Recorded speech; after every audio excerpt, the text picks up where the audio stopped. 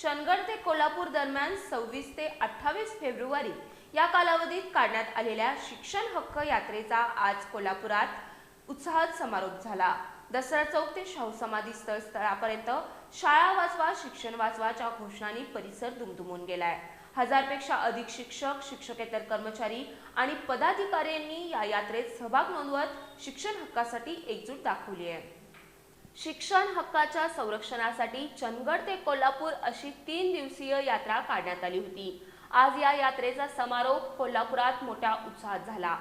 दसरा चौक ते शाहू समाधी स्थळ या मार्गावर शिक्षकांनी शाळा वाचवा शिक्षण वाचवा च्या जोरदार घोषणा देत जनजागृती केली आहे। या यात्रेत 2000 पेक्षा अधिक शिक्षक सहभागी झाले होते। यावेळी छत्रपती शाहू महाराज यांच्या विचारांचा उल्लेख करत शिक्षण क्षेत्रातील प्रश्न सोडवण्याची मागणी करण्यात आली।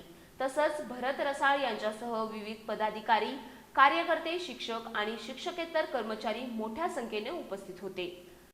15 मार्च 24च्या GR मध्ये संशोधन करून शुद्धीकरण करून प्रत्येक शाळेला किमान 2 शिक्षक द्यावेत अशा प्रकारची विनंती आपल्या माध्यमातून मी करतो। धन्यवाद।